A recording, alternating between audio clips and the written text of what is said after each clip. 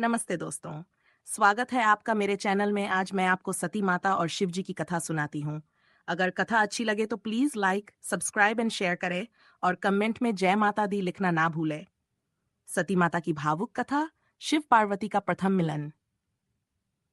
ये केवल कथा नहीं, ये उस शक्ति की गाथा है जिसने प्रेम में स्वयं को पूरी तरह से समाप्त कर दिया। ये कहानी है देवी सती की, जिनका त्याग, उनका प्रेम और उनका आत्म बलिदान आज भी हर श्रद्धालु की आंखें नम कर देता है।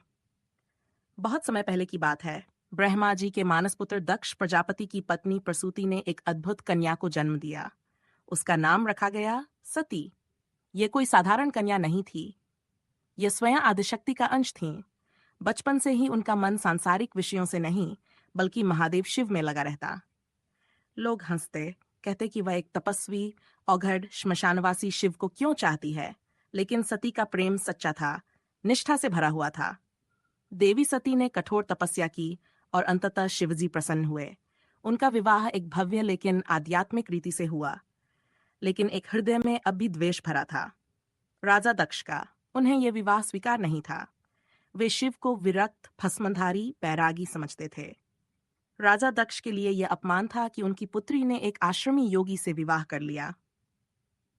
कुछ समय बाद राजा दक्ष ने एक महायज्ञ का आयोजन किया।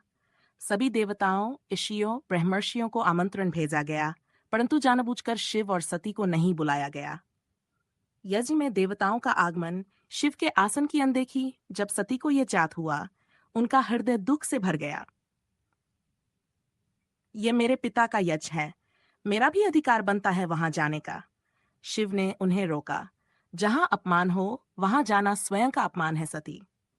परंतु प्रेमवश सती वहां पहुंची। न कोई उनका स्वागत करता है, न उनके प्रिय पति शिव का कोई आसन, न कोई आदर। वहीं उनके पिता दक्ष शिव का उपहास उड़ाते हैं। वह भस्मधारी, श्मशानवासी, बिना कुल का औघड़ मेरा दामाद। ये सुनकर सती के हृदय में आग जल उठी।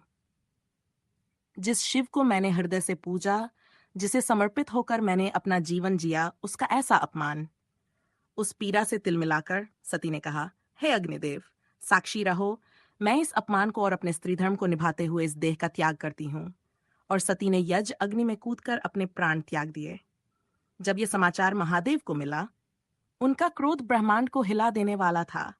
उन्होंने अपनी जटाओं से उत्पन्न किया वीरभद्र और महाकाली को। वीरभद्र, जाओ और उस यज्ञ को विध्वंस कर दो।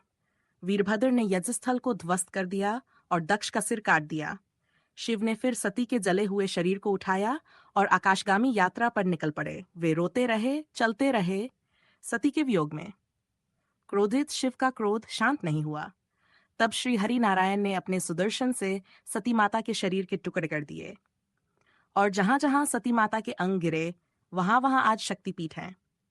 सती माता ने हिमालय राज और मैना की पुत्री बनकर पार्वती रूप में जन्म लिया। उन्होंने फिर से कठोर तप किया और एक बार फिर भगवान शिव को पति रूप में प्राप्त किया। यह पुनर्मिलन नहीं था, यह था सनातन प्रेम की जीत, जो युगों युगों तक चलता रहेगा। देवी सती हमें सिखाती हैं, प्रेम केवल शरीर से नहीं होता, वह आत्मा से होता है। अपमान के खिलाफ खड़ा होना नारी शक्ति का रूप है। और सत्य प्रेम कभी नष्ट नहीं होता, वो युगों तक अमर रहता है। जय सती माता, जय शिव शंकर।